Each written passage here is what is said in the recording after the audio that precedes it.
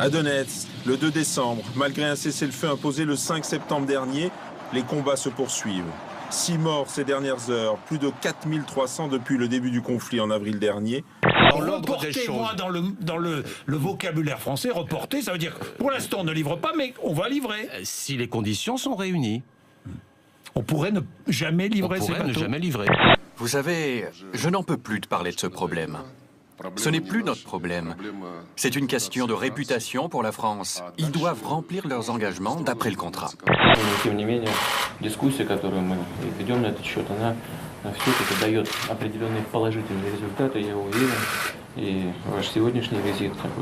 Russie et Ukraine représentent 30% de notre chiffre d'affaires, elles ont fait moins 35%.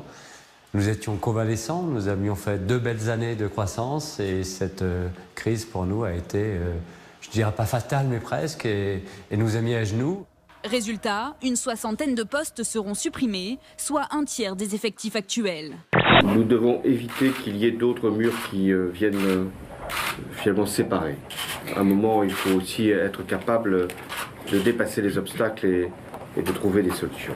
Nous ne voulons plus de diesel à Paris. C'est notre phrase du jour. Elle est signée Anne Hidalgo. Dans le journal du dimanche, la maire de la capitale déclare donc la guerre aux voitures polluantes. Cette fin du diesel, elle la souhaite pour 2020.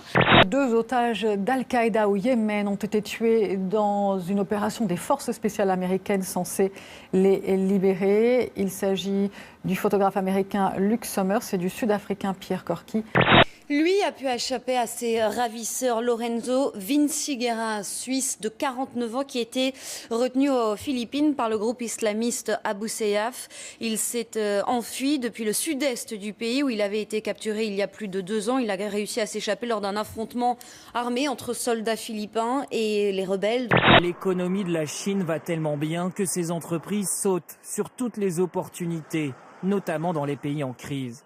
En Europe, les Chinois se sont offerts le port du Pirée en Grèce et pris des parts dans d'autres ports en Italie, Espagne ou Belgique. L'aéroport de Toulouse-Blagnac, 6e aéroport français, mais le premier vendu en partie par l'État. Un consortium, emmené par des investisseurs chinois, détiendra désormais 49,9% de l'aéroport. Entre 1942 et 1944, ces convois fournis par la SNCF avaient pour terminus les camps d'extermination. Parmi les déportés, 76 000 juifs, dont des Américains. 70 ans plus tard, la France va verser 60 millions de dollars, 48 millions d'euros aux États-Unis, un fonds qui sera ensuite réparti entre les survivants et leurs descendants. L'ouverture le dimanche ne fera rien. Ce qui sera acheté le dimanche ne sera pas acheté le lundi. L'emploi qui sera créé le dimanche sera supprimé le lundi. Et c'est tout ce qui se passera. Bon voilà, sauf qu'il y aura une dérégulation complète de la société. Vous voulez dire que le ministre de l'économie est l'allié de la grande distribution? Mais bien sûr, c'est un ancien de la banque Rothschild. Il est là pour faire la politique de gros intérêts qui ont mis main basse sur la France. Les Chinois à Toulouse, vous l'avez vu, qui ont racheté l'aéroport de Toulouse. Il incarne le mieux le Parti socialiste. Manuel Valls est le préféré pour 2017. Ce sont les candidats préférés des sympathisants socialistes. Et quand on regarde les candidats préférés de l'ensemble des Français, eh bien l'avance de Manuel Valls est encore plus nette, évidemment. J'ai envie de lui dire une chose au Premier ministre pour ce soir. Prenez le pouvoir ou prenez vos responsabilités. Cette image est une image humoristique, mais elle résume bien le PS coupé en deux, un P et un S d'un côté, avec une fleur qui se déchire au milieu. Les moyens de votre mission, c'est prendre ses clics et ses claques et partir. Exactement. C'est prenez le pouvoir et faites les réformes vraiment, ou prenez vos responsabilités et partez parce que vous n'avez pas les moyens d'être réformateur comme vous le prétendez. La visite officielle de François Hollande au Kazakhstan restera marquée par une image abondamment commentée sur les réseaux sociaux, souvent moquée, celle du président français en chapka et en manteau de fourrure brodée. L'Élysée n'aurait pas souhaité la diffusion du cliché où le président apparaît un peu crispé dans cet habit traditionnel et aux côtés d'un dictateur. Mais le mal est fait, la surprise ressemble depuis à un cadeau empoisonné. Car sur Internet et les réseaux sociaux, c'est un déchaînement de réactions et de moqueries. La photo de Hollande va circuler dans le monde entier. Ils vont mourir de rire.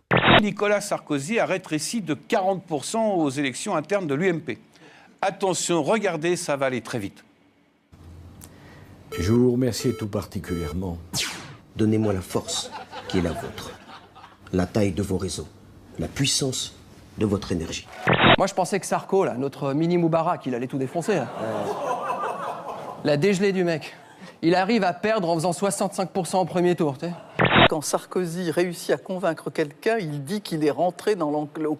Phrase absolument terrible, l'image est abominable. Tel le monarque, Nicolas Sarkozy ramène tous ses sujets à la porte. Ça, c'est très bien. Hein. Merci. Vous êtes à nouveau rassemblés. On va vous offrir un café. Ah, merci, on veut bien attendre. Hein.